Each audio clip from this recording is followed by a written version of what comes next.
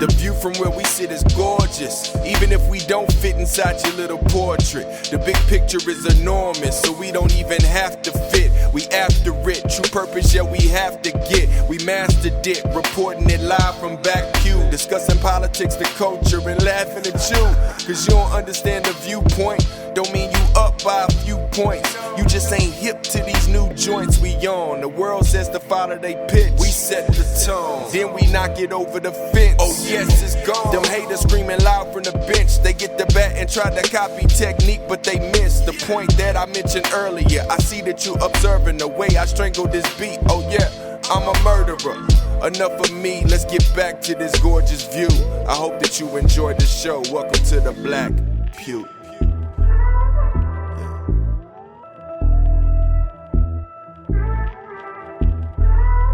Than people want, and then two, you might be doing extra, and you might sound whack.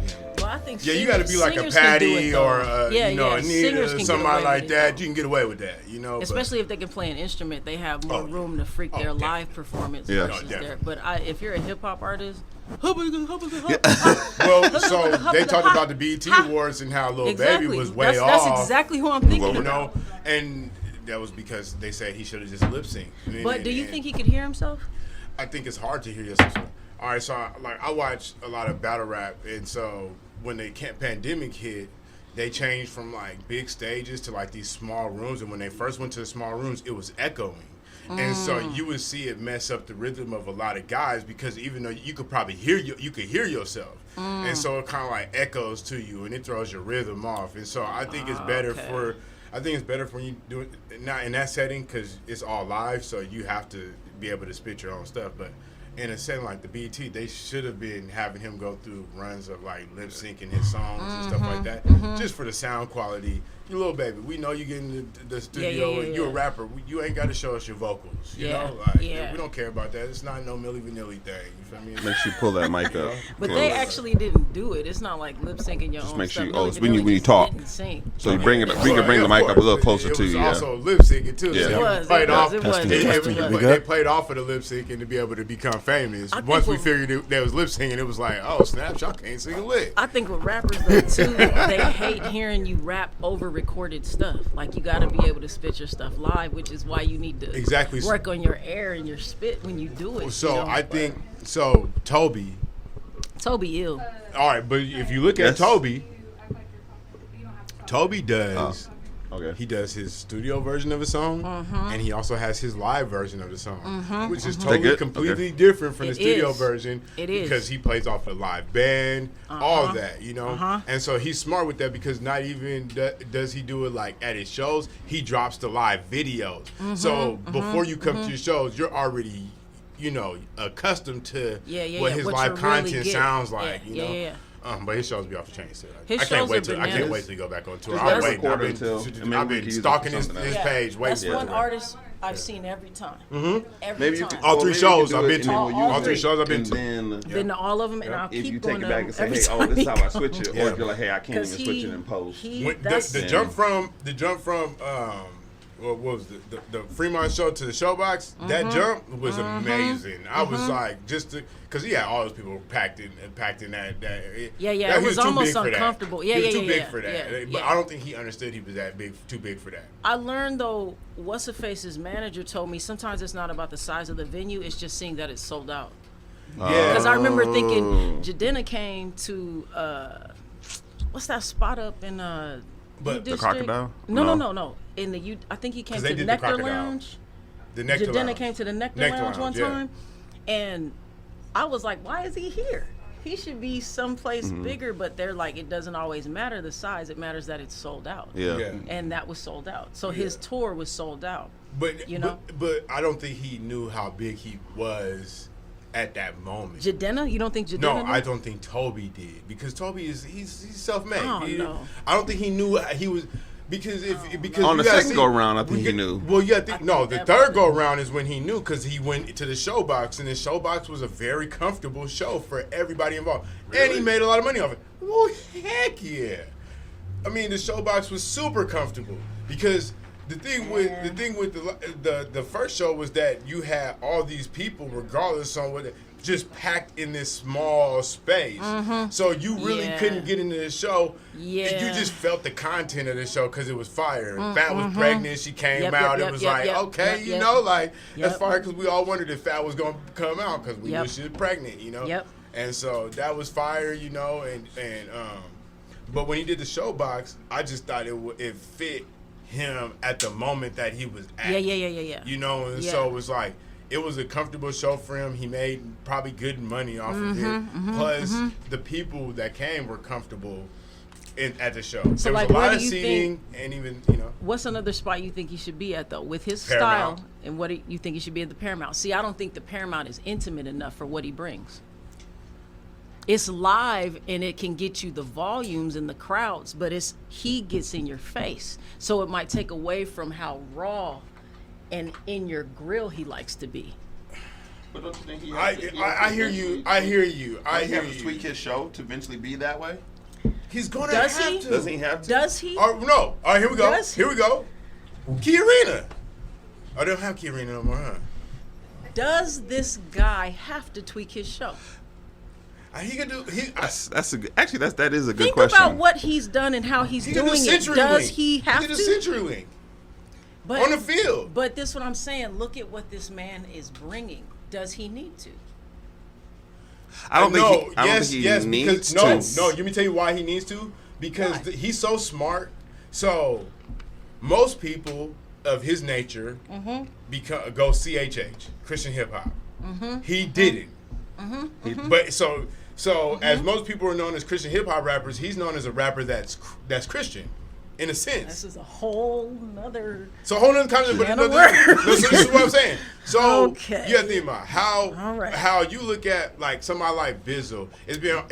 He's done his thing, but to get a feature with somebody like Bun B, Pyrex, somebody that was a lot of work for him. Yeah, you can Toby. I mean, Toby he got turned Royce the down 5'9". He turned down Bun B. But that's what I'm saying. He got Royce the 5'9", Paul Wall. He got people hopping on his and following his trend.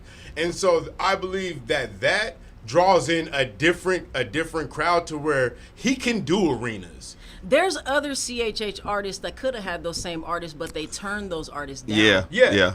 Specifically turn them down. You know, because they're This? Okay. Yeah. Like when I hear you. Cross Movement tells a story about a long time ago. They were KRS-One came to them and was like, I want to do a song with you guys. Yeah. And they were like, they molded over, and because he told them what the song was about. They molded over, and it was like, no, because are we recording right now? Yeah. I was about to say, I was like, you'll be so mad if you don't get this. I'm like, even if you don't use it, you need to record this. It was, they were like, well, we just don't want to confuse people who listen to us and what we're spitting with what you're spitting, which is more like spiritual, like almost like, and they didn't want to do that. But you're not confusing people though. And I think that's what it was, but I think that's where it's getting to now. That's why you had Snoop Dogg do what he did, but they were and all that, because it's getting to that point right now where people are realizing that you're not going to confuse people by doing this. True. You're actually going to make the gospel more relatable by connecting with the people, the lost people, because that's what Jesus' mission was connecting with the lost people. So when you do this crossover, what you're saying is saying that I'm bigger than this genre, that it's bigger than just me, that I see the bigger goal. So in order for me to reach these people, I have to cross over. I have to figure out how to tap into.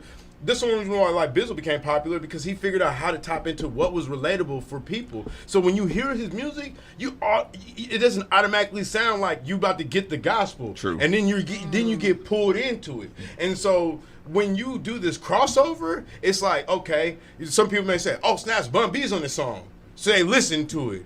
And now you get the substance that this song has, because what we don't realize is that these people come over. They come over to the gospel guys to say, "Hey, I actually like y'all approach, and I want to be a part of this." So when they get into it, they're not talking about selling drugs, killing cats, and pimping and doing all that. They're actually talking about like their struggles and trying to get out of it and the fight of that. And so I think it's great. But with cross movement, that's what I was saying was I think now they would have done that, but then they were like, no, it's kind of confusing to people who listen to us versus listen to you, and KRS respected that.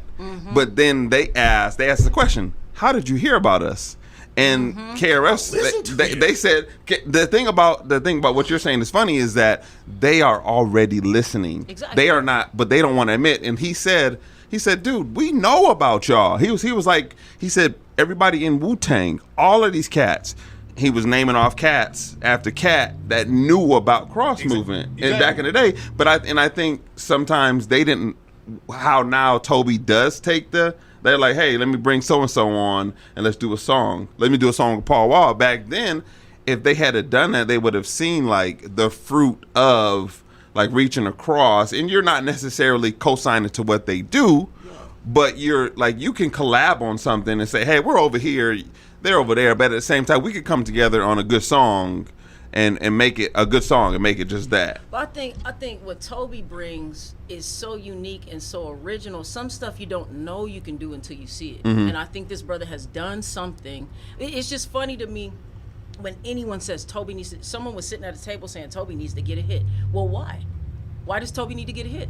Who said he don't got a hit? You know what I'm saying? He's eaten being just how he is. Yeah. You don't get to say what he should and should. That's my opinion. You don't get to say what this man should and shouldn't do. He take his whole family on tour. Yeah. He taking his wife and his babies on tour. More than his whole family, everybody that operates with him. Yeah. I'm talking about singers, backup singers, praise dancers in the video. Everybody you see in the video on tour. He's not an artist that's just walking around with like 15 N-words barking his lyrics in the back.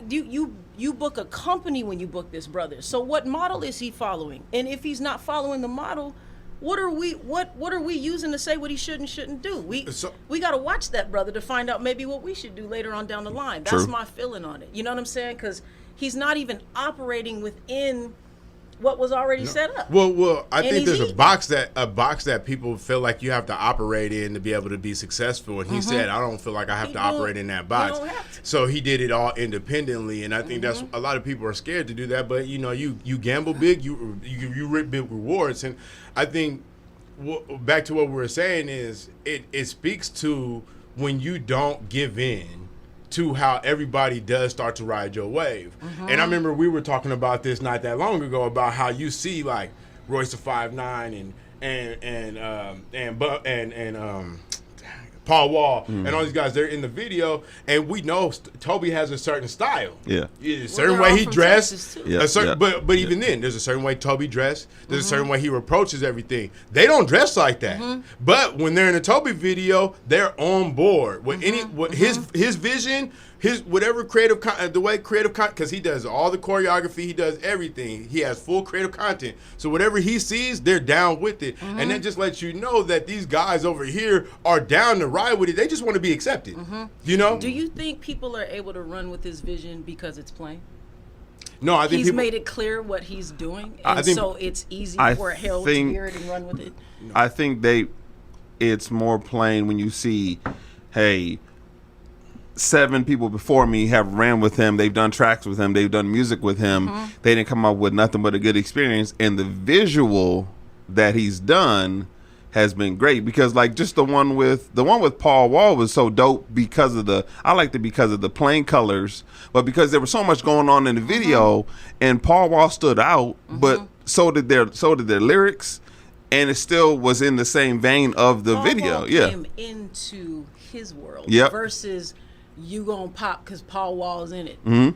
He holds his own. But you know what I'm saying? And that's what I'm saying, because he did what he did before, like you didn't see the Paul Walls and the Royce the 5'9" and all that, when they were doing 100K or when they were doing Ride or when they were doing 10 Toes Down, and you didn't see those guys, but they controlled their own wave. And so since they controlled their own wave, yes, people from the outside, of course, since he's from Texas, those guys are looking at him saying, man, he's creating a wave, you know? So what industry people do is they hop on waves, you know? So, yeah, of course, if Paul Wall, Royce find out, yeah, he's hot. People are listening to him. So people will listen to us if they're listening to him.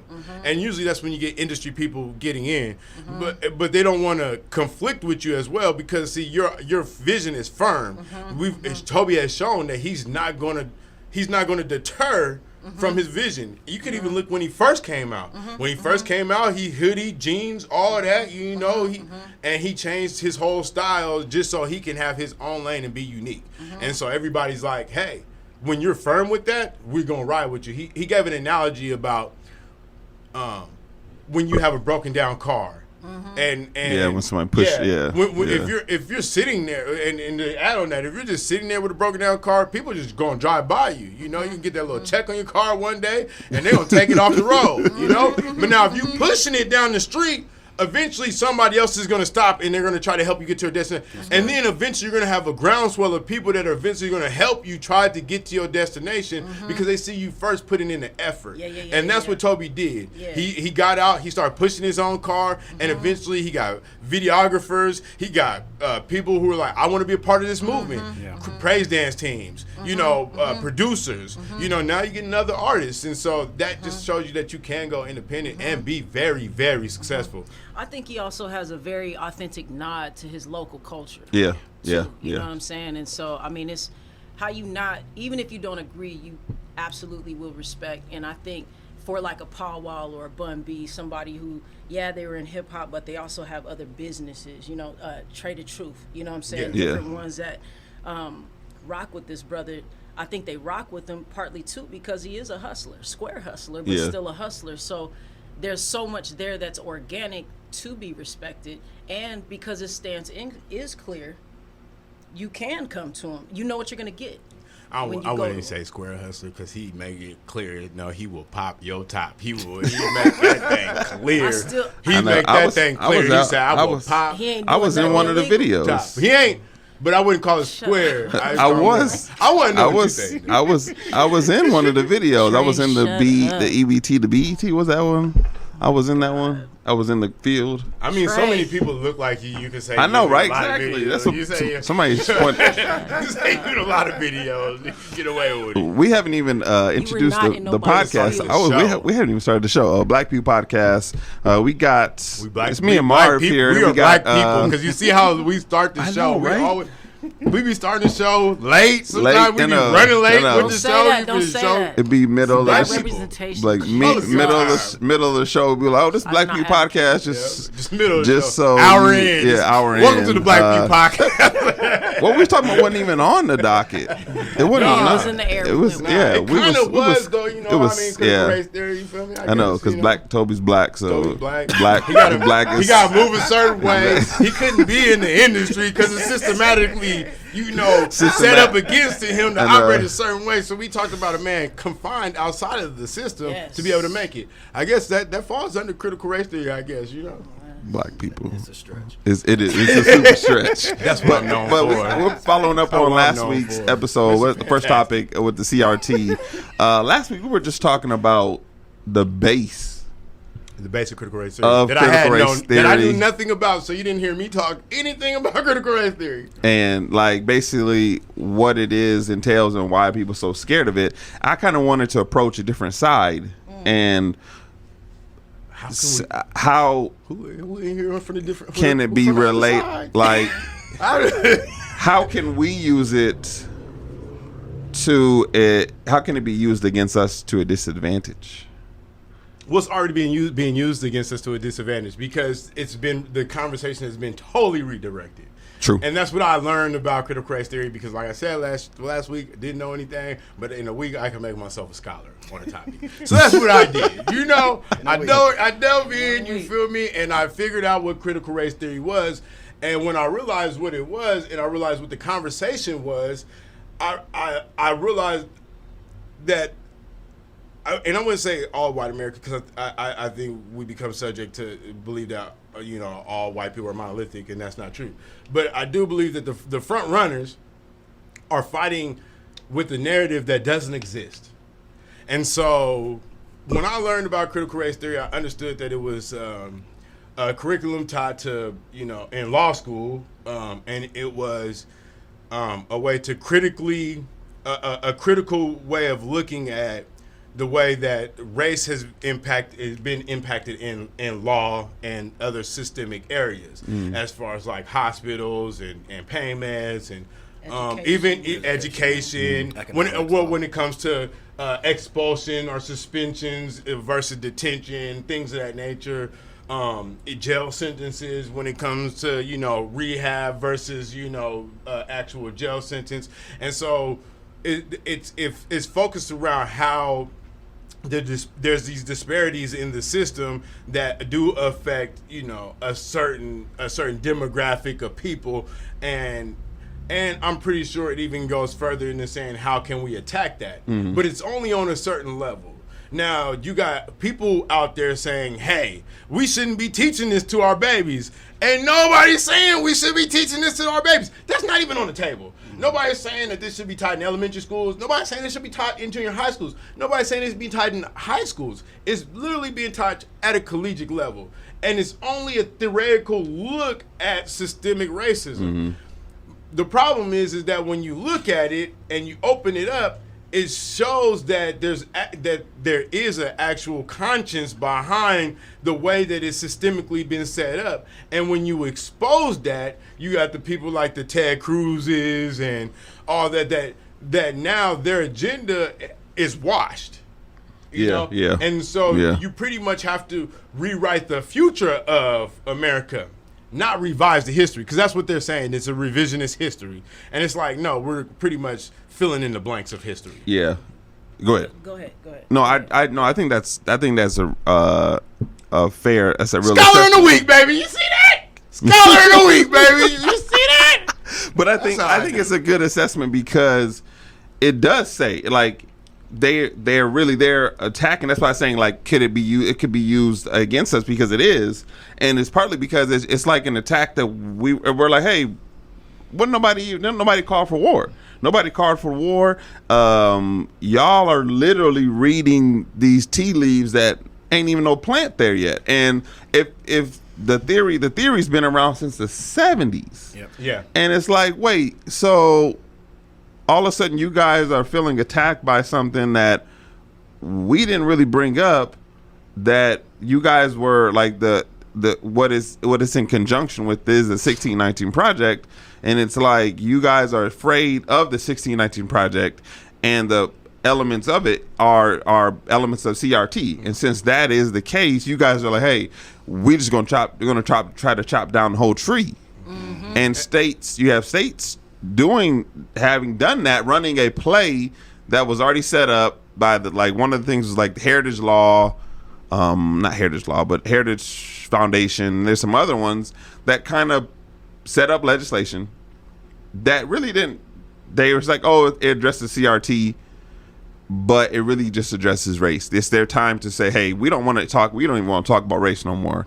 So we can kill two birds with 6 stones, and this is the 6th stone. And just to add on before we get to you guys, I kind of want to hear what you guys think. I realize that it's a proactive argument. Yeah. And so because we're not talking about teaching babies CRT, like, they're trying to get ahead of that conversation. So they're fighting it right now. So in the future, it cannot expand. They're trying to kill it right now and make it a toxic situation, because they know one thing about black folks is we're very defensive. And so when you get to a point that you just deny, we kind of get aggressive with our approach. And so that's where I believe that they're trying to take it to where we can become overly aggressive with it, and then they show this is exactly why we should be teaching CRT. My thought is a way that it could be used against us is, to me, kind of what Trump did, and like galvanized victimhood and fear. You know what I'm saying? Like, again, trying to get ahead of something that's not being trying to get it. Now I feel like I'm on the Breakfast Club. They be like, come closer to the mic, come closer to the mic. It's a dinner club. Lord have mercy.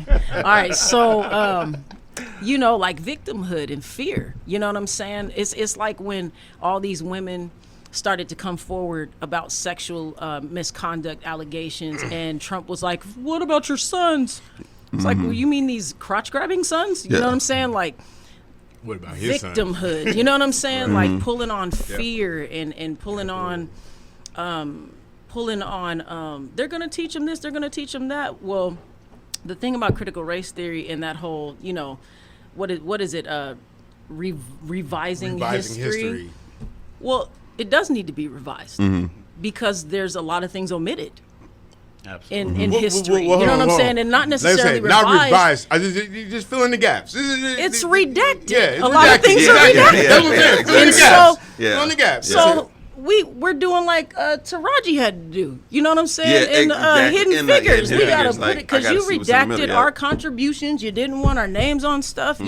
You took credit for inventions and things like that. You know what I'm saying? Like, and all these laws. I think the interest conversion. Is that what it's called? Interest convergence or something like that? What? Where basically the thought of, according to critical race theory, is that things only work when it is favorable for whites. Exactly. You know what I'm saying? The Things only work for convergence, black people when interest convergence. Is that what it's called? So as long as it's favorable to whites, then something will pass. But if you look at like, even with amendments, like you know what I'm saying? Asian hate laws. Like Asian hate laws can get passed, but we get Juneteenth as a holiday. You know what I'm saying? So we keep getting these symbols, but you never address the substance of what our real issues are. You won't change gun laws or anything like that. And then like anyway, there's so many different things in place around if it's favorable for you. You know what I'm saying? Even even if you say you're not racist, that's perfectly fine. I believe in your heart, you say you're not racist. But you do know you don't want to be black. And so let's talk about that. And you do Why know, don't you? And you do know that how black people are treated is you're enough, aware enough. Which means that non-black people are inherently racist. In a sense, because regardless on it, if you don't want to be black, that means that you know why you don't want to be black, and you're not willing to put whatever on the line to make it right for that person. So when we talk about equity, it's like it's like you give a person who makes $1 billion and somebody who makes $20,000 a year getting the same resources. That's not equity. Yeah. Right. And so that's what really happens in race equity and I was talking to somebody earlier about this today. What white America was able to do, which was very smart, and other people don't take this into account, was the conversation about race equity is really between white America and black America. And a lot of people don't think about that. And this is why. Is everybody else that does come here does come on their own fruition. They come if they're escaping refugee. They actually migrate. We didn't. We did not. We did not. And so that's why the equity conversation is only between white America and black America, because they got their hand up on us through free labor. They were able to monopolize the market and get a hand up in this country, and then not be able to make it equal and make the playing field equal. So ever since then, systematically, they've been setting it up so it stays that way. Now you could bring anybody in. You say you bring somebody from India or Pakistan or Asia, and they get refugee status. They're already fast tracked to the American dream. But with Black America, we've been given the scraps of America and say, work with this. Well, what you're saying is other communities of immigrants were brought in and provided an economic base to at least start with. We were brought in to build the economic base. So it's a magic trick to the point to where when you talk about minority in America, you don't have to say black people. So every group in America is a minority that is non-white.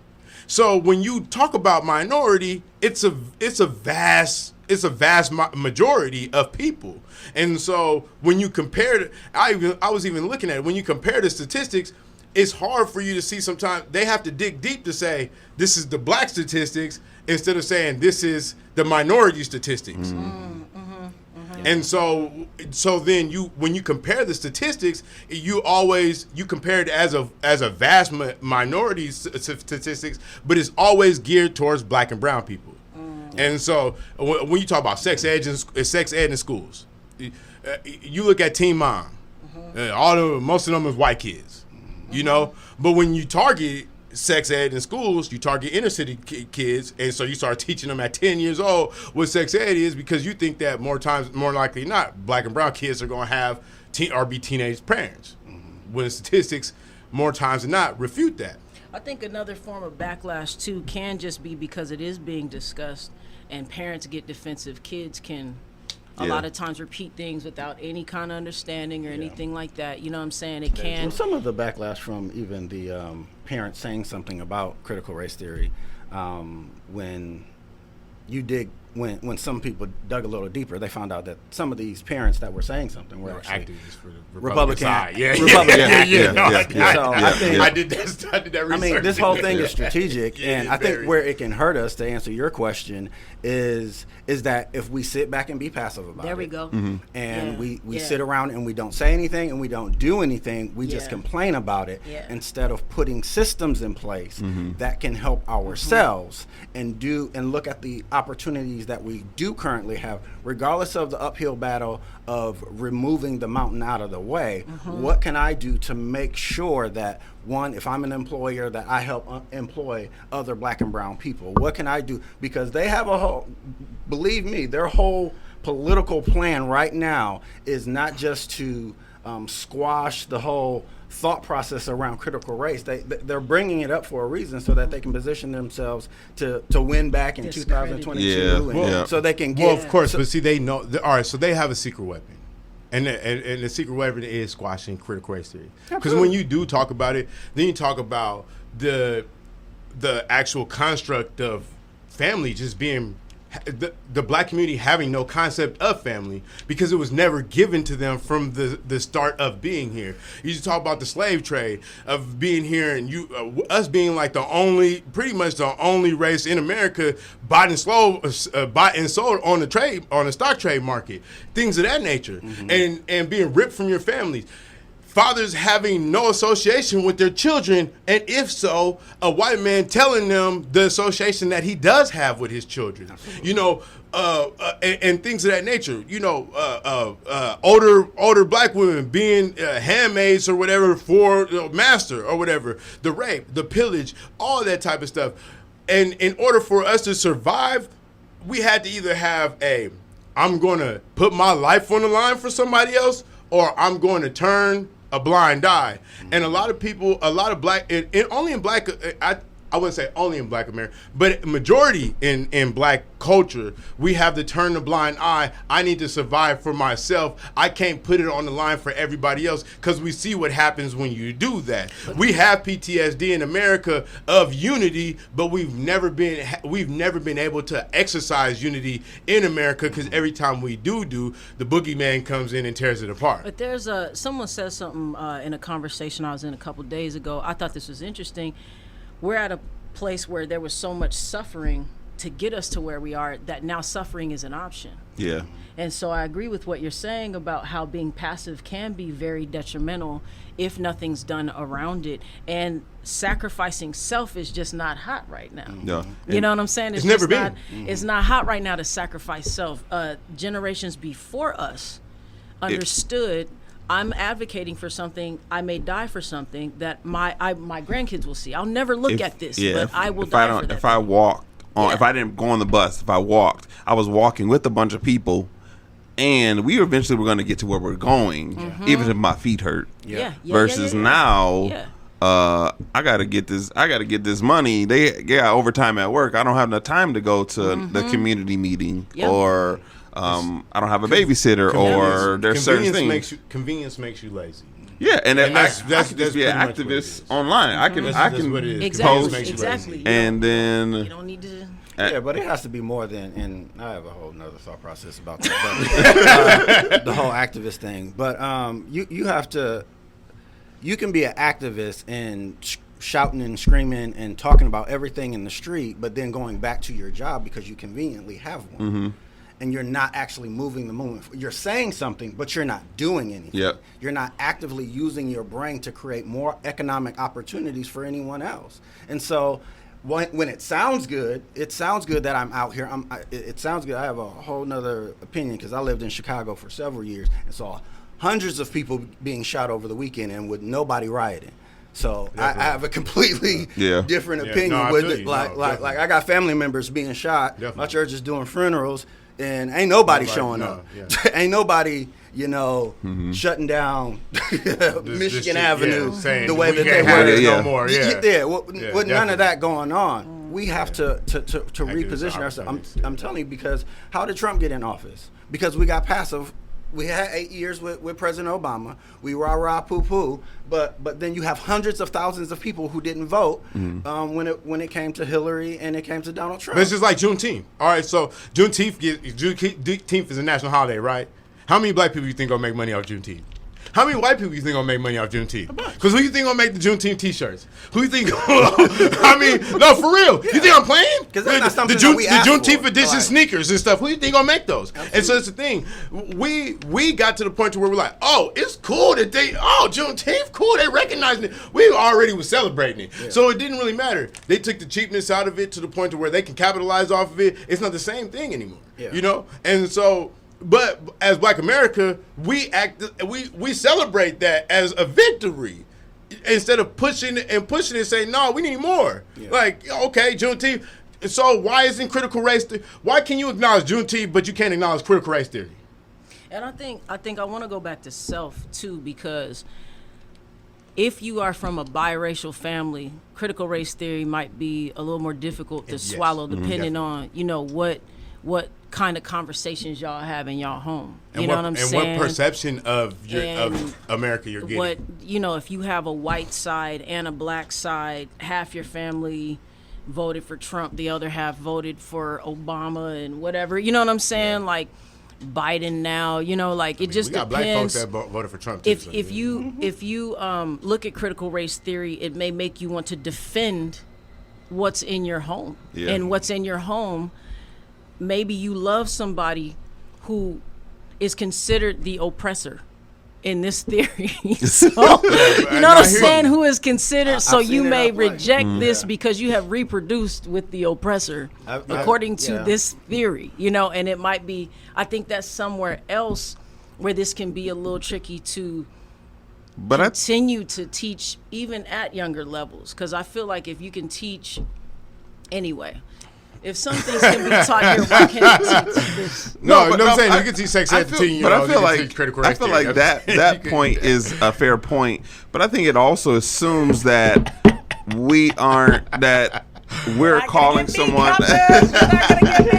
Well, I think it also assumes that we're saying that the person in my family is inherently evil, is inherently the person that did these things, and I think that doesn't have to be true. It doesn't. It doesn't have to be true, and it doesn't have to. It doesn't have to. I don't have to look at you with disdain and be like, I need to separate myself. You could say, hey, looking at what we looked at, looking at the past, at filling in these gaps, in these periods of time. Now, what happens when we go forward? Like, if you don't agree with, it's white people 101. All right, I'll tell you this. When people was dying from crack, going to jail for crack, all this crack was hitting the black community, they was throwing the book at us. Opioids came out, and it was hitting their kids. Oh, we need to, and safe zones, and you need somewhere you can get a safe needle, and they made it cool for them to do it, So you think about critical race theory. So critical race theory, they're saying that eventually it'll teach white kids to hate themselves, hate the country, and all that. No. And that's what I'm saying. So what about all these little black kids that then felt like they weren't good enough, or they hated themselves, for hundreds of years? For hundreds of years, and I think that's the thing that we have to look at and say, hey, we're not showing you this for you to hate anybody. If you start to not like how the country looks, that's a personal problem. That is a personal problem. That is your problem, your honest conversation with the country. Just like when you look in the mirror, that pimple starts to come out of your face, you can no longer say my face is completely clear, my skin is completely clear. You need to now deal with that pimple. Or if you have scars on your face, you can't just because you put on makeup. Just because you put on makeup does not mean underneath. When we look underneath, when we dip your head in the water, when you get to that, when you go through that surgery, when you go to the doctor and the doctor say, hey, I got to take all this stuff off. We have to see what we're dealing with. When we see what we're dealing with, you're not ugly. You have blemishes. The country has blemishes, and you can't keep hiding them behind makeup and telling people, oh, well, if you want to say that I need to help my skin, I need to clear out my skin, I need to do things foundationally to clear out my skin, like, you're wrong. And I keep putting this makeup on, I'm right. Like, that's not. But we got to get rid of the happy niggas too. And that's the thing. You got to get rid of the happy niggas for that to happen. What do you mean happy niggas? The Ben Carsons, the Morgan Freemans, like, you got to get rid of that. Because, see, that's what they use. Like, they use that for their. Oh, the like, singular. Yeah, the so singular. It's like, oh, well, Ben Carson loves us, and Morgan Freeman loves us, and Judge Joe Brown loves us. I think that exposes disconnect. Because if you were connected, you wouldn't be recommending them yahoos as, like, you know what I'm saying, to validate. But we look at that as that, but that's not how they win the battle. See, they don't win the battle just looking at us. See, they win the battle. See, other white folks are not gonna feel guilty when they see other black folks out there being happy niggas. When they see Michael Jordan out there being a happy nigga, that don't make you uncomfortable, because white folks are like, well, what are they talking about? I mean, you got all these black folks over here that's doing good. You feel me? They love America. Why? So something's wrong with you.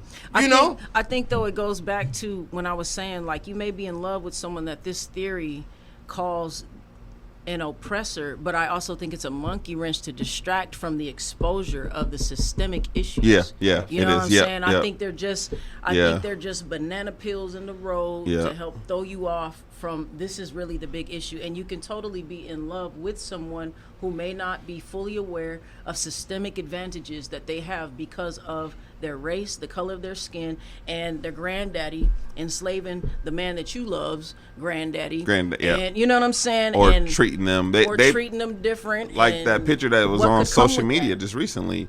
The one of the lunch counter where people were pouring stuff on their faces. I forget who posted it, but they were like, some of the people in this picture are still alive. Exactly. And some of the people who were getting stuff poured on them and who were in the crowd saying, let me just pour some stuff on these people. I don't agree. Rocking your kids off. Exactly. Are still alive. Hold on a second. Okay. So the what? That mall chick. The mall chick? Embarrassing. Oh. Embarrassment. Okay. Yeah. Just saying, like, just went off. For mass murder? No, I think just murdering, like, it was normal. But it was normal for a while, the lynchings and stuff like that. You're talking about something happened a long time ago. Yeah, but even just y'all talking about something that just happened. I was about to say, if that's the case, DC Sniper need to get out here and I'm just saying, like, how do you? First of all, the way that people give a thumbs up around a bonfire. You know what I'm saying? People were literally like, hey, caught one of these today. You know what I'm saying? Like, in those pictures. In those pictures. Like, just in the old pictures, like the pictures like. Oh, yeah, but I mean, come on. But how do you get, how is that your norm? 50s and 60s like, is really not that long time ago. Like, I try to frame this thing where we understand that this, my mom was born in 54. Yep. And so she was a part of these group of people. When we see desegregation and all that stuff happening, like, those teenagers are in their 80s. Yep. Exactly. And they had children. Yeah. Like, the people that was opposing. The theology is passed down. But my thing is alive. Okay. But this is what. All right. True. But hold on. And, all right. So you say you want to see it from a different perspective. I ain't a white dude, but I can also see it from this perspective. All right.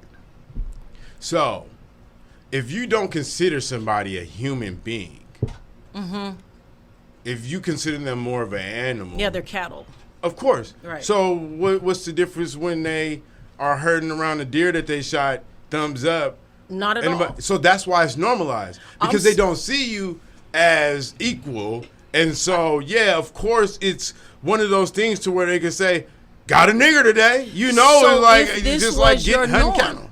If this was your norm, I shot a nigger. He's a buck. He's a doe, a deer, a female deer. You know what I'm saying? Yeah. Like he's caught an animal.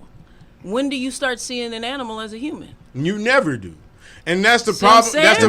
That's the hard part. See what I'm saying? But Where'd that go? that's the understanding of America is that's why you can have, because of coronavirus, we feel like we've been threatened in America, and then you get an Asian hate legislation bill, you know. But every time black people, we just seem like they're crying. It's like, don't nobody care about we care about the dog, but when he start barking for no reason, shut up. Get on my nerves. Shut up. You feel me? You put a dog collar on him eventually to buzz him to get him to shut up. I think they have a cultural pull to rally and advocate for their people. We have been scattered, and it's difficult to find a rally point to effectively advocate as people, which is why we keep getting symbols at high levels. We keep putting people in office. Well, that's why they never do right by us in exchange. But that's we're voting for people who are going for office. Exactly. Yeah. Like, we're not putting our people in office. Exactly. Exactly. We're not putting the right people in office. We stay bastards of the party. Like, you know what I'm saying? Like, we need to get out of bed with both parties. But we're bastards of the country, and I think, as strong as black people are, I think that's one thing that we don't want to acknowledge, that we are the bastards of the country. And once we realize that, I think it'll change a whole lot. Because nobody's like I was talking about, nobody's focusing on the dissection of black culture, like from language to family to community to unity. We're the only people that have had that setback here in America and continue to have it. And so we're not going to be able to we're not going to be able to mobilize and unitize, because for 400 years, we never even understood the concept. That is still something new to us. We are the only people that we refer to as crabs in the bucket. I think though, now you're absolutely right. It's been very difficult to come together, but the time that we now can come together and have the power of information, we also have the freedom of, I don't have to suffer. Yep. If I don't want to. Yep. You know what I'm saying? And creature comforts have been a bit of a drawback. You know what I'm saying? Because I don't have to lose anything. I could really stay in my bubble, and I'm sorry for that over here, but I could turn the TV off to a certain extent. We're black, so we can't turn the TV off all the way. But we can have all to get shot. And if I don't agree with, I don't think we have to everything about, if I don't, I don't have to align with it. If I don't agree, like the one dude, he was talking about how critical race theory was so evil. They had him on Fox, blasting him, like they were pumping him up because he was black father. It was this black guy saying he doesn't agree with critical race theory. Fox Pews? Exactly. Fox Pews? And that's exactly what it is, because we have enough people who are like, well, I don't agree with that, and if you have any more people like that, then it's like, wait, all of y'all don't agree? Yeah. Like, let's attack. You don't agree with Morgan Freeman? Yeah, exactly. You don't agree with Ben Carson? You don't agree with Candace Owen? Like, wait, hold on. Like, what's wrong with you? And this one dude on my page, he keeps trying to bring up Thomas Sowell. Sowell is Sowell. Yeah. And he keeps trying to bring him up, and I'm like, it's weird. This is the only person you bring up. Like, this is the only person that's like, like, why aren't more people trying to agree with him? It's like, Guess what? I'll take it this even further to you. You could say nigger on every given platform. When Senator Tim Scott said America's not racist, and people turned around and started calling him Uncle Tim, do you know that platforms started to ban hashtag Uncle Tim? So they will protect the ones who fight with their narrative to the end of time, but they will. It's to the point today where you can live. People can call you nigger up and down, unless they do something physical to you. It has no weight. There's no weight to it. Which is wild. But let's switch topics. We're gonna talk about public embarrassment, because I feel like more and more. Is this public embarrassment leading to cancel culture, or just public embarrassment? See, is this what you meant? Because I feel like there's a lot of stuff has been going on lately.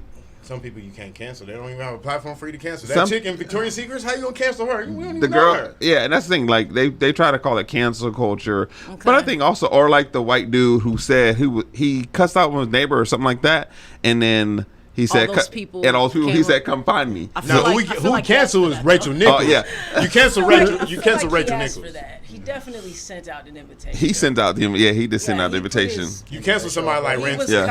They showed up. They showed up in force. They showed up in mass, like, and everybody had their cameras out. Meet me outside. How about that? Mm-hmm. That's what he said. And it was just like, oh, okay, well, we'll do it. Throwing N words and all kinds of stuff. Yeah, and he was bold with it too, because the dude he was talking to was smaller than him, and some white dude. No, it was a white dude, but he was talking to a black dude. Yeah. But it was like he was smaller than him, and he wasn't like.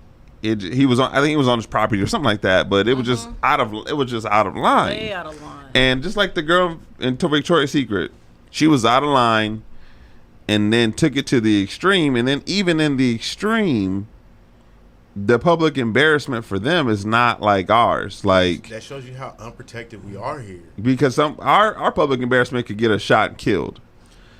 Or just looking at us like, or even not that, even helping people build a certain narrative off of like they always aggressive and angry and all the time. It's like, but what's that? Like, what do you call that right there?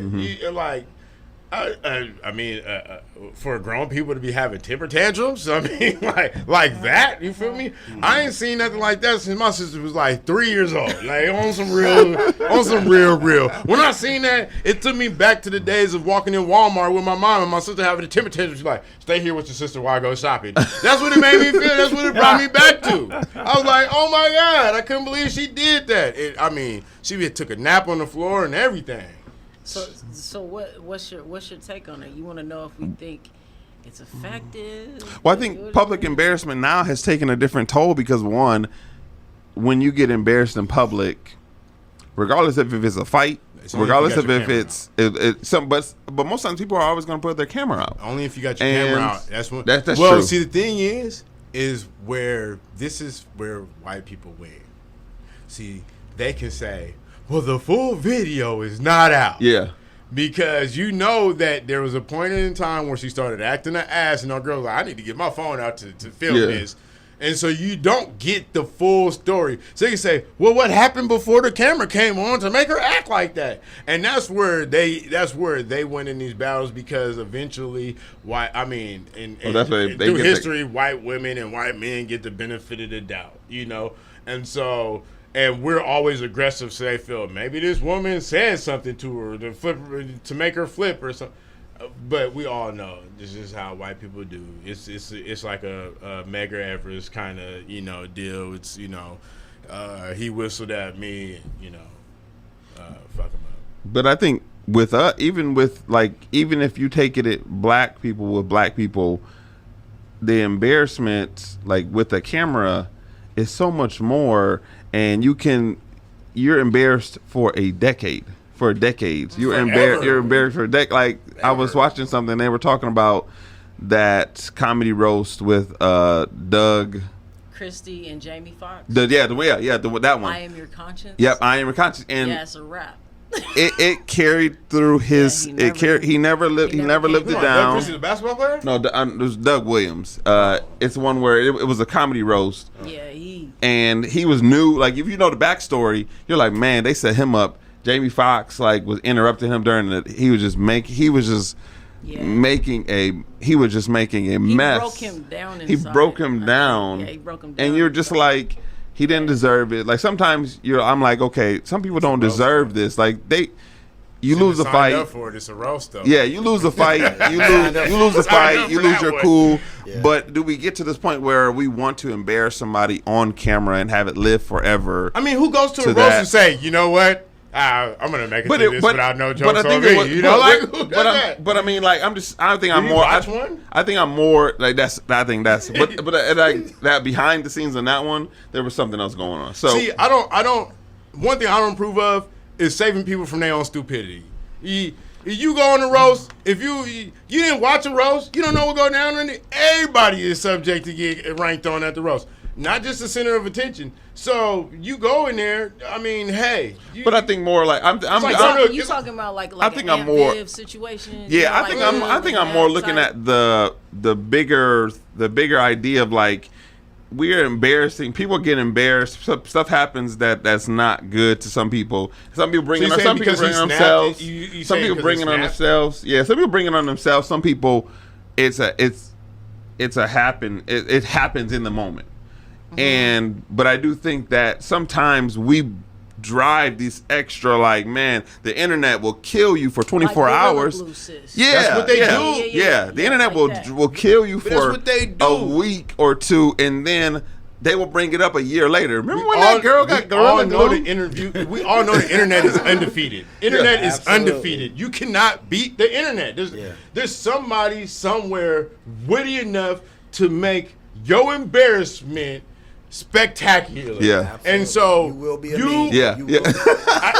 put it to this point. All right, so this is one point. I used to work for this moving company in North Seattle. I'm not even going to name drop them because I hate the company. I worked for the movie company in North Seattle, and we had this parking lot that we used to meet up in, right?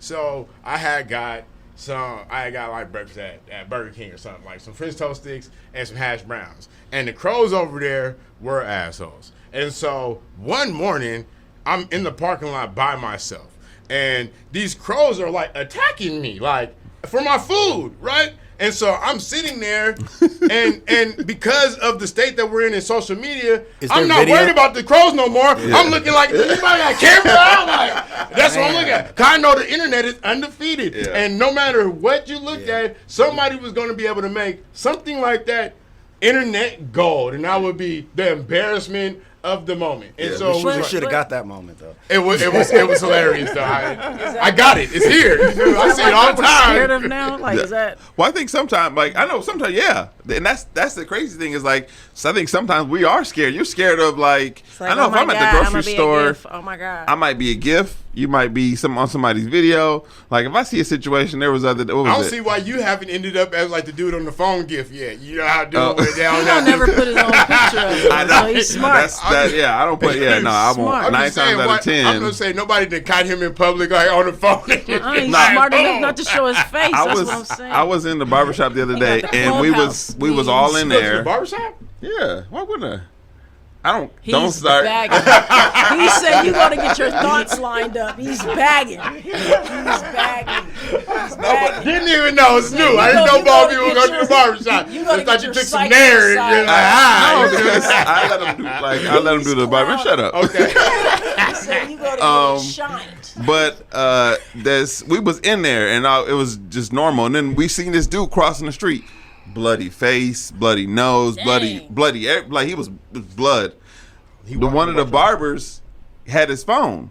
The other barber went over to the door, click, locked the door because one of them was like, "Look, I'm gonna catch this on video," and then the other one was like, "Look, you're not gonna come in here and do anything else." And I'm just like, at the same time, like nowadays, we are either looking to make someone into something like to stretch their embarrassment out for longer, or we're like, hey, I don't want to be anywhere in this vicinity just in case I'm embarrassed. I think it's a combination of wanting to be first and disconnect from humanity. Absolutely. You know it's what a I'm big saying? disconnect from humanity. Like if I'm on this, I don't know your name, I don't know your background, I don't know your circumstances, I don't know how you got bloody. It might tear me up if I found out how you got that bloody. I might feel bad for you. I might want to help you out, but because this is going to get me clicks, you know what I'm saying? It's like, I think there's an itch to. It's like saying R.I.P. to people who ain't dead yet. Yeah. You know what I'm saying? Biz Markie before he died. That's what I'm saying. I'm like, it's so ridiculous. To want to be first so bad. You know what I'm saying? I want to be the first one to get this. I want to be the first one to say it. And I don't even think it's the first. It's like journalism on steroids. It is journalism on steroids. It is journalism on steroids. To break steroids. the news. But I don't necessarily, it's about like now first, everybody's about what's hot. I think it's necessarily about what's hot. And the internet has allowed people to capitalize and monetize off of other people's embarrassment. Absolutely. And so regardless on if you're first or not, if you catch something that can go viral, that's what people are looking for. Have y'all seen The Social Dilemma? Well, yes. I just know that. I just Have we know been that programmed the to do internet this? has Are we algorithmed today? We are. No, have we been made to be like this? But I do realize that that social media has heightened the intensity of instant gratification. Absolutely. And so everybody's looking to be the next hit, and social media allows you the platform for the opportunity to be the next hit. And so that's what I think. That's why everybody has their phones out all the time, trying to catch everything. You know, I mean, if it be an accident on the side of the road, a car on fire, somebody bloodied up walking across the street, somebody falling off a skateboard, somebody's trying to catch something because they feel like this right here, this can change my life. This right here? Yeah. This right here? Yeah. Right here? Like, change my life. Well, and I think also, but then you get one of those where you get the girl who captured the George Floyd murder. Yeah. And but see, that's that's different. That goes back to what you were talking about of us not wanting to be able to sacrifice something. See what that allows us to do is be in the comfortable place where now Black Americans don't feel like you got to go out there and put your life on the line. Because guess what, George Floyd already did that, and you know you got your Tamir Rices and your Michael Browns and all that. They already did it, so you don't have to. She's special for what she did. But what I'm saying is that also ties back into what you're talking about is why Black people don't want to sacrifice, because we don't feel like we have to, because the media publicizes all of those moments. So in a George Floyd moment, he was a martyr for us. So yeah, you don't have to go out and sacrifice. He's already laid his life down. Michael Brown, he done already laid his life down. Trayvon Martin, he done already laid his life down for the cause. It's been publicized. The media has got a hold of it. They've marketed off of it. They've shaped a public narrative around it. And so for you, now you feel like all you gotta do is go out there and march if you want to. Or make a Facebook post. I feel more like a Tamika Mallory is laying her life down for a cause versus Mike Brown and those guys. They got their lives taken. But that's what I'm saying. But what I'm saying is they got their lives taken, but because of how it's politicized, now it's more of a martyred situation, because now nobody's looking to say, I'm going to go put my life on the line to change the needle, because they're looking at this as the moment that's going to push the needle forward. And so that's what changes it. Yes, she's putting her life on the have she's always fighting to push the needle. But their deaths have been I would say have been magnified to a certain point to where we expect the needle to be pushed without having to sacrifice anything else, because they've already sacrificed in our minds. Can I ask a question? Mm-hmm. In you all's opinion, why do you think George Floyd's death was so unique? I think compared to, because it's not new. So why? It's not new, but I think we never seen nobody die like that in real time. Like, I think we haven't seen nobody. Yeah, we haven't seen nobody die. Like, we haven't seen like that. The process. We've seen some people. We've seen clips of people getting shot. We've seen. There's been like 3, but I think that one we've never seen it in full context. We didn't have to go to work the next day. Well, we've never seen it in full context. Yeah, we didn't have to go. Michael Brown, you saw his body afterwards. Yeah. Eric Gardner, you saw the in between and the confrontation. George Floyd, you were able to see from the very beginning to the end. You know, and so that was the first time in real time we were actually able to see a police officer say, you know what? Fuck procedure. Mm-hmm. You know what? You seen the murderer's face too, and before, during, and after, and what he said. And you seen real time how he felt about it, because the nonchalantness, the no wherewithal for a human life, that lets you know. Like, in my mind, that's premeditated murder. I mean, premeditated murder could be 30 seconds before you do it, and so for the intent for him to be able to do that, sit there. With his hands in his pocket, other people saying, guess what, you killing this man. EMTs had to literally force this man off of his body. So with that, to me, that was premeditated murder. But at the same time, that's why it's such an outroar, because we've watched it from beginning to end. There's no, we need to wait till all the facts come out. All the facts were there. Yeah, I think it was a moment of, and from what I've heard from other people, just like, for real, you're that emboldened in what you're doing that you just think you can kill people. Like you could just kill black people like that. Like you have that much strength that the system is going to back you. That you're just gonna do it. Like you're not listening to anybody around you. You feel like you're well within your right to actually do this. And it was like you're saying, it was from beginning to the end, and I think it got caught live, right? Yeah. So it was going on live, so people were literally watching all of this going on while it was happening. So I think it just struck something, and I think it was the things leading up to it as well. And so it wasn't just that it just happened in that moment. I think we had a couple other deaths that just happened right before that, and plus you got a bunch of people sitting at home because it's 2020, and there, so you have more people watching.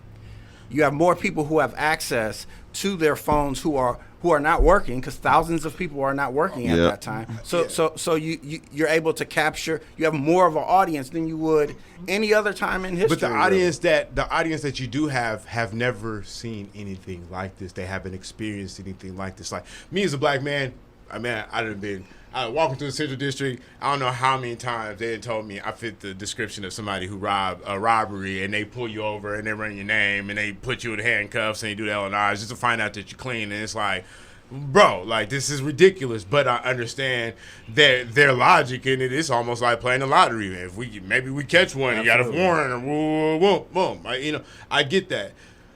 In the sense of everybody else, like, people don't. Like, white folks don't understand. Like, white kid, we heard it all last year. White folks, they haven't had to sit down and talk to their kids about what you do when you get pulled over by the police, because they don't have to deal with that. They can say, especially if you got powerful parents, my daddy's such and such and such. You feel me? You're like, what don't do? And even if they do arrest you, because I've known some white folks whose parents were judges and stuff, they walk you to the back of the back of the jail. They don't even book you normally. They don't do any of that. They make sure there's no record of anything like that, because one thing they know is the rest of public record, and if people find this stuff out, then it reshapes the narrative of we're the criminals. We only the ones who commit crimes. We're the only ones who do this and stuff like that. But the thing that's interesting, I agree with everything that everyone said. Would we have reacted the same way? I have two thoughts on this. Would we have reacted the same way if Rodney King was actually killed? Because when we say we've never seen anything like this, we have.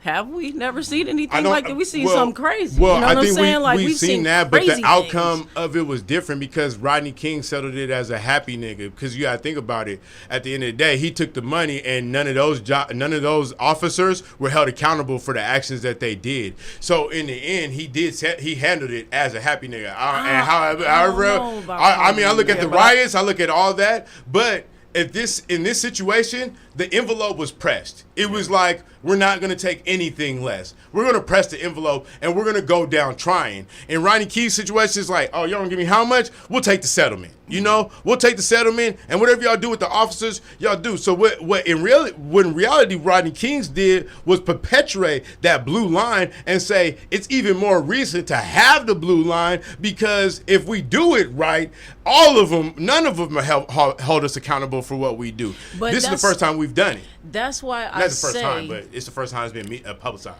That's why I say, like, thinking the camera's gonna make a difference.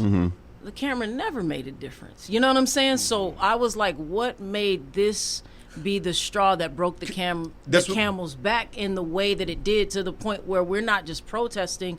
Multiple cities are on fire. Yeah. Well, you understand what happened from the beginning to the end. So that's the difference. With Rodney King's, you only get to the pullover, to the confrontation, all that. There's really not too much context to it, but besides you seeing some black dude getting his ass whooped.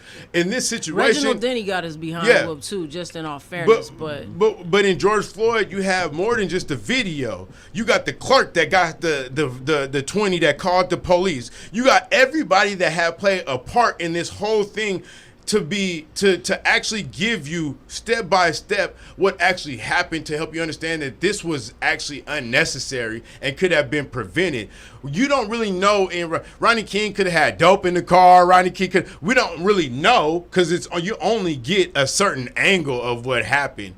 But with George Floyd, you get the girls angle. You get all these other. You got other cell phone people. You get the news angle, and you also get the story of the people who were involved. Back then, people were scared to talk against the police. Now, when you see something like that, you heard all those people. This is wrong. Do you think justice has come in the way that it has because there's no way to deny? Is that it? Like everything else can maybe be freaked a certain kind of way to maybe this, maybe that. There's no maybe here. I only think when you get full context, that the only reason Derek Chauvin was convicted was because you have the full context of what happened. You look at girl that got shot by the police officer. Breonna Taylor. No, not Breonna Taylor. I'm talking about the young girl. Yeah. You don't get full context on that. So, you get oh boy that was driving with the expired tabs. You don't really get full context. So what I do know is there's several videos of white males chasing cops. I think. I think knives in hand. Yeah, I think those are different because I almost feel like those videos are to show that the cops they could spin it and be like, well, we do show restraint. Here's restraint. Wait, but you don't show restraint over here. Exactly. Well, you didn't see that. They always could say, you didn't see that part in that video. You didn't see the part in the Rodney King video where he might have scuffed up my shoe, and that's why we had to almost kill him. Yeah, because he scuffed up my shoe. Right. And my shoe is a part of me. Since that's part of me, that's basically ipso facto Columbo. I'm in danger. Or he reached in his pocket. He reached in his pocket, or I said freeze, and then he froze, but I saw his eye move, and so I was scared for my life because the law states the imagery of danger gives them the authority and power to use lethal force. Which brings us back to the systemic issue and not the one you're in love with is the oppressor. Yeah. You gotta be able to separate the two. I'm just saying, you gotta be able to separate the two. Well, and I know it's hard. I know those conversations are hard, because I like when all the George Floyd stuff happened and the stuff happens, there was these conversations people were having with white people, and part of me didn't like them because I was like, for one, why weren't they having these conversations? Like, why weren't they? This stuff is already out. It's not like we just started getting unjustly arrested. It wasn't just like race relations and like conversations were hard. Like, why is it all of a sudden now you want to do them online with one black person who you're closer with? You can have that conversation beforehand. Like, I was watching Anthony O'Neill, and I was just like, and the one girl he has on the show sometime, he talks about money with Dave Ram. The white chick. Yeah, and I was like, why? Like, this conversation really doesn't need to be had in front of us or recorded because you were, hey, Anthony's my friend and he's black. I go to him on there's nothing going on. Oh, somebody got murdered? Anthony, how do I feel? No, you didn't need to do that. Like, you should have already been, if that was somebody you cared about, and you know he's talked about these many things many times. People gone through this many times. This is the freaking South. You guys are in the South. Yeah, but we're talking about a conditionalized mindset. Absolutely. So if we'll talk about Usain Bolt. Usain Bolt didn't become the fastest man in the world just by one day stepping on the track. He trained for it, And so when you have a mindset that you've been trained to think a certain type of way, that's why it's that way. Because, see, nobody, like I said, nobody's seen anything like this from the beginning to end. So how many white people you think really been in hostile traffic stops? Not very many. So when it comes to people talking about, we get aggression when the police pull us over. Like, what are you talking about? Every time the police pull me over, it's fine. Until you actually see it happen, then you're like, you know what? This is real. But before it was a fallacy. because it doesn't register in your reality. And so that's why George Floyd was so big, because it registered to everybody's reality. And if you did it, that's why you heard people say, if you didn't see that and think it was murder, something's wrong with you. Because there's no way you could have watched that from beginning to the end and thought that was the way policing was supposed to work. Yeah. And so now that's the conversation that you're having. And that's why you have people talking about it now. It may seem uncomfortable to have these conversations, but people are feeling like now we have to have these conversations, because before we didn't even know this was going on. You know, so it's uncomfortable because it's new to some people. To us, it's life. It's us, yeah. That's why. It's life. It's annoyed me so much. I'm just like, H-Town, what do you do when your son's at home crying on the wall on the bedroom floor because he's hungry? You know, and she talking about flipping tricks and all that. That's called life. You feel me? It's called life. You know. And so,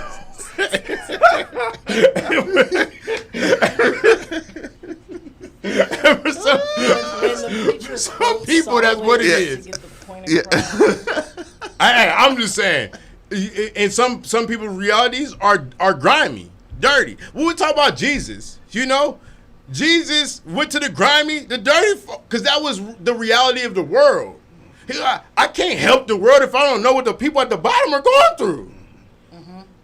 And so that's where we're at in society. That's why George Floyd was big, because now they got a chance to see what black people go through when they're dealing with the police. So now police brutalities, but if they understood the disparities that the black community have, the fatherless homes, you know, the disadvantages in schools, you know, all that, the after school programs that they don't exist. And I think creature comforts have been a bit of a, they keep people in place on both sides. Of course. You know what I'm saying? They keep people in place on both Yeah. sides. I know exactly what's happening possibly, but I'm not trying to compromise my what I got going on over here. You know what I'm saying? I know you might rupture what I got going on, so I will turn a blind eye to that. That's why I call happy niggas like Michael Jordan.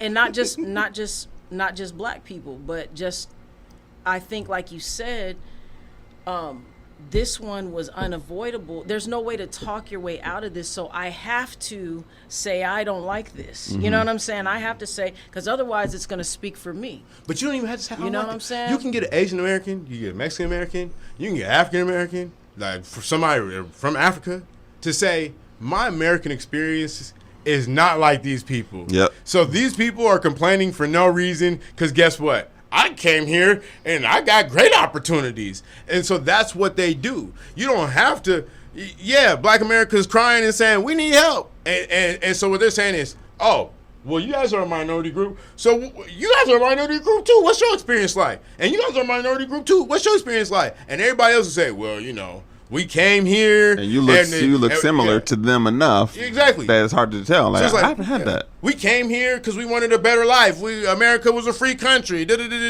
Nobody's saying, oh, well, you know, Black America didn't have that opportunity. We didn't get a chance to say, you know what, I want to go to America. It was like, nah, nigga, you coming. That's just what it is. You coming. You finna work until we tell you can't work no more. And that's pretty much what happened.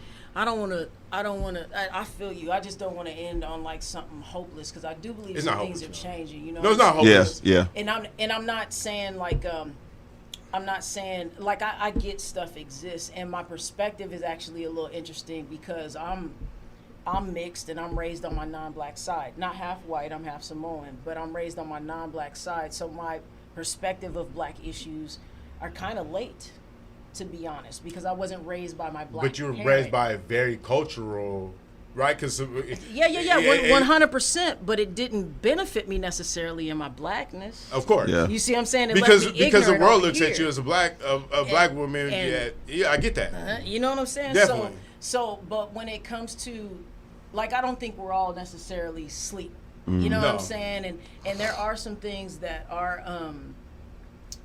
they're age old, but I do believe, just because I choose to believe that will not last always. You know what I'm saying? And I think I think we are in a period, even though we do have the option of to suffer or not to suffer, to say that there will never be deliverance, for me personally, is to say God is incapable of changing True. some things. You know what I'm saying? And this is one thing I always want people to understand too, is that there always has to be chaos in the world to understand that the God exists.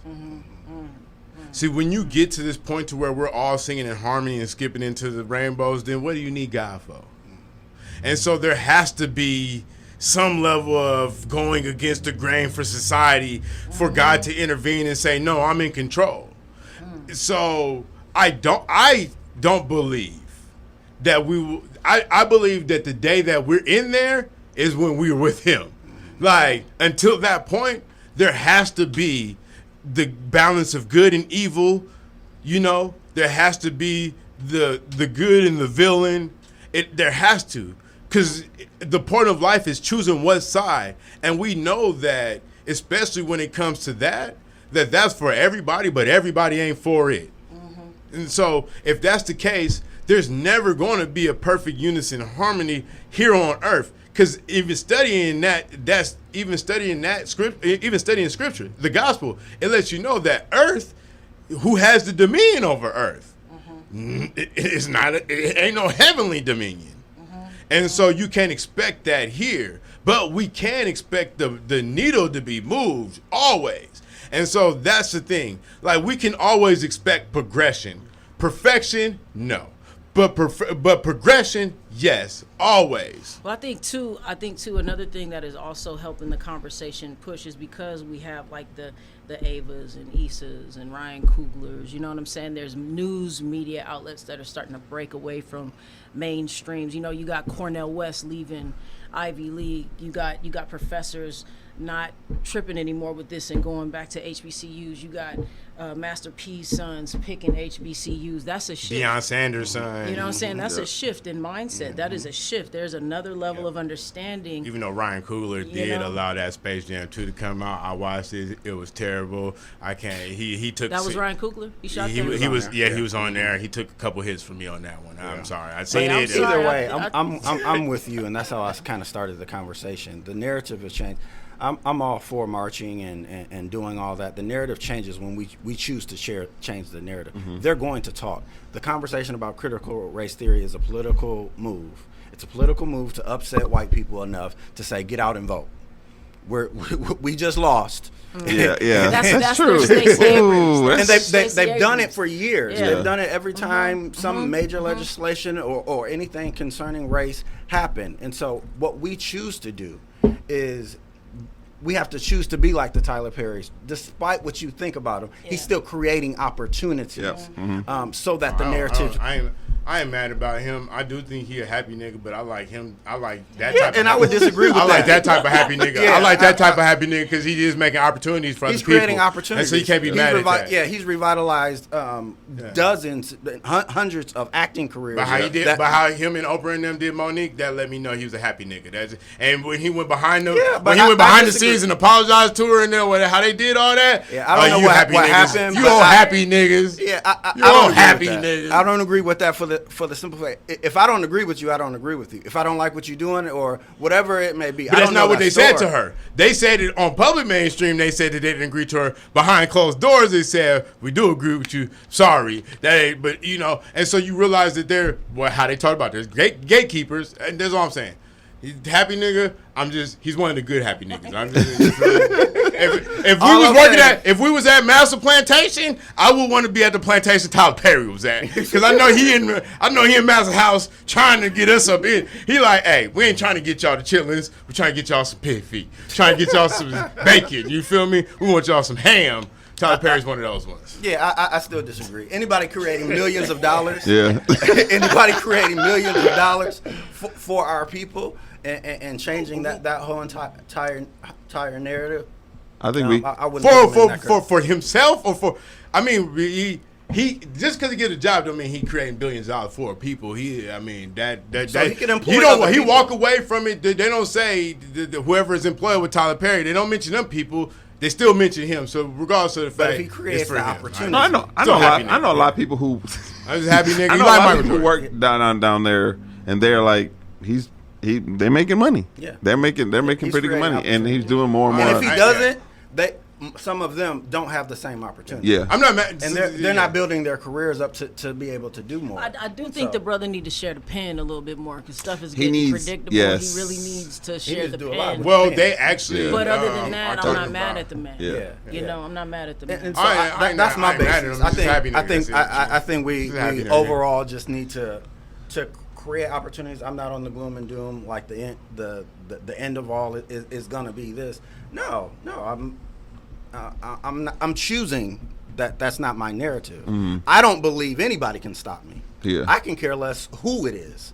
That's how I was raised. That's how I was raised spiritually. So regardless of what systemic opportunities are being placed up, well, according to my word, faith can override that. It really doesn't matter to me. And I've seen black examples of that when I was in Chicago that can do that, regardless of what people want, regardless of what people say. I think the collective problem is, one, we don't have the type of leaders that we had, years and years ago in the 60s. Exactly. You saw that when the whole riots broke out, and I had, friends and stuff like that, and my nephew was all a part of it. They didn't have a real leader. They didn't have a real vision. They were just marching without a sense of what are we going to do next? But what is the solution? But that's America's plan all the time. And that's what I'm saying. You could take that all the way back to the beginning of slavery. It's like agriculture, all that. Just look at what happened to Africa when they took all the top agriculturists and all the strong laborers. A declining nation that had to try to find itself to rebuild after that. In some of those tribes, some of those tribes have never recovered since then. And so you look at that. Then you even look at it into a certain point to where, when you have all these black people working in agriculture, right? And then you free them with nowhere to go. But you dominate all the land, right? So there's nowhere for them to go, nowhere for them to practice their trade. Those things eventually fall through the lines. And then you take it even to the last 50, 60 years. You talk about Black Panther movement. You even talk about gangs. Yeah, you take the head of the snake out, where the rest of the body gonna go? They have no direction, because everybody that can teach them direction, you strategically pulled out. And so that's just the operation of America, because they know when we mobilize that we are a force to be reckoned with. And so why combat that when we can just cut it off before it gets any life? And that's what they do. I mean, even look at Black Lives Matter. We talk about the organization. They do everything that they can do to use that organization against black people.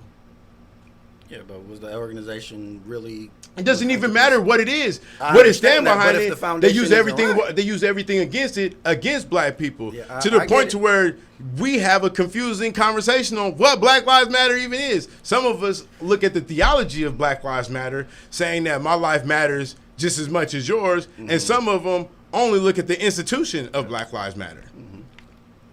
I get that.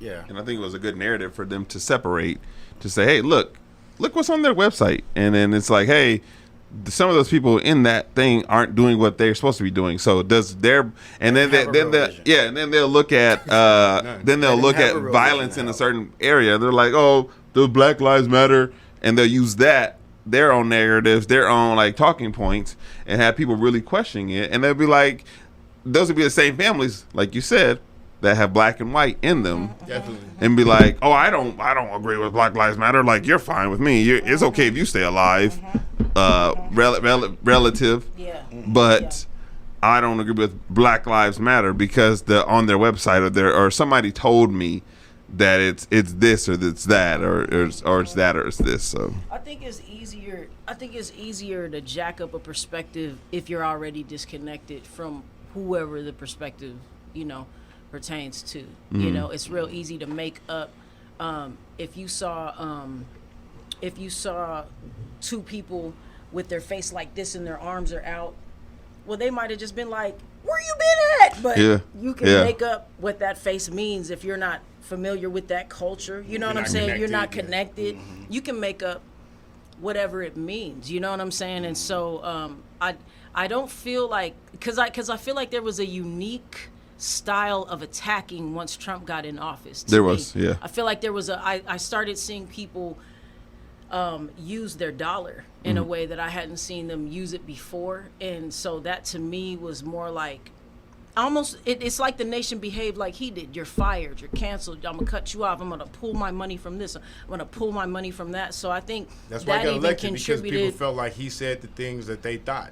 But that's what I'm saying, like I think that even contributed to why some of these businesses jumped on board with Black Lives Matter, or whatever, you know what I'm saying? Because it's a way to dodge a bullet, and we need your dollars, you know what I'm saying? And so I think him being even in with office, Juneteenth, it's all exactly. political. It's all a political push. It controls the dollar. It's every all year about Juneteenth come hold around, on to your buck. We haven't even we don't even have a unified way of looking at Juneteenth yet. Well, do we know? You know, that's what I'm saying. That's what I'm saying. We don't even. I that's what I'm saying. Just found out about Juneteenth maybe 4 years ago. But that's what I'm saying. Exactly. So we don't even know. That's what I'm saying. Collectively, we don't even know. Some people don't even know how to celebrate it. And so now it's a national holiday. The people who've commemorized that are the ones who can market off of it, because they have more of an idea of how to market off of it than we do, because we barely know what it is. We just now finding out. I mean, like, we're realizing that that's our Independence Day. You know, like, for years, you know. But that's why the revision argument is trash. Yeah. It's not revision. No, it's filling in the blanks. It's not revision. You know, and it's holding you accountable for your contributions, these barbaric things that did not take place out of nowhere. You know what I'm saying? And they were targeted. There's language in property laws and all kinds of stuff, housing covenants. Oh, yeah. It was legal. So how do you guys feel about this with the conversation? Because people say, well, you know, it wasn't us who were the slave owners, and we didn't we weren't the ones that imposed the civil rights laws and all that. And so they feel like we are telling them that they're inherently racist by just being white. Well, let's take the term inherent. Yeah, no, and for me, I feel like if you still benefit off the system and you don't defute the system, it's just the same as being the slave owner or the one who imposed the disadvantages for blacks in the civil rights era. So yeah, if we're talking inherent, I'm right back to my question of what happened to being mass murderers? Yeah, because that was your norm. You know what I'm saying? That was dinner table talk. That was lunchtime, open, seeing bodies swinging. That was your norm. That's what you picnic didn't have a problem with it. They say picnic. The name picnic, and I heard, I don't know 100% true. I heard picnic derives from tree lynchings, and it was like pick a nigga. And so, like, you see, like, they would have, like, they would be having food, they would eat. It would be a whole thing to do a lynching. It was a celebration almost in the white community, and so some people. That's deep to me. Yeah, and to me that's deep. And y'all just normal now. It doesn't just go away. It doesn't just go away. That's the crazy thing. It does make me realize that why we have barbecues and not picnics, though. Yeah. You know what I'm saying? Black folks don't got picnics. It's like we queuing. We at the park. We queuing. They probably in your attic somewhere, in your granddaddy basement or something like that. You know what I'm saying? Like, where are those symbols of their heart? They understand what isn't socially acceptable, so they flip it. Yeah. And do something that's a little more acceptable. Yeah. True.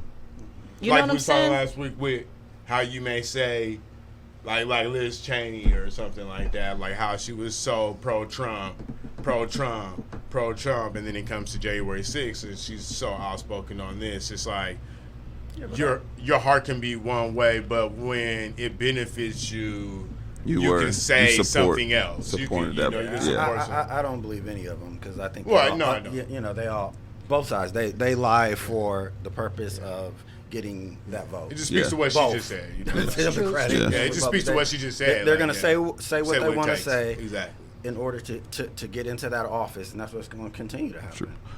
But we can get out of here. Thank y'all so much for tuning in. You want to talk about Biz real quick? R.I.P. Biz Marquis. I want to have a longer conversation on that, though, because there was a couple other things I wanted to talk about it. I just wanted to talk about my Biz Marquis experience. You feel me? You met him? Yeah. So I was in Laurel, Maryland, and I was at the gas station, and I was getting ready to cross the street, and there was a Range Rover at the light, and I looked, and I was like, that's Biz Markie. Now, the only reason why this is significant to me is because I realized that his lip was bigger in person than it was on TV. He's a whole mess for that. Shout out to Biz. Shout out to Biz.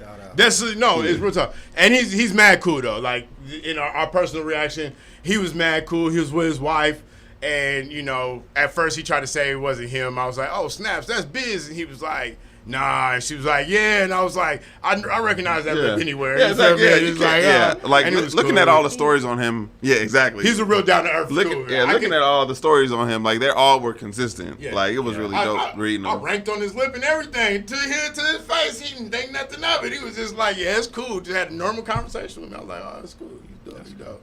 I didn't ask. He asked me if I wanted his autograph. I told him no.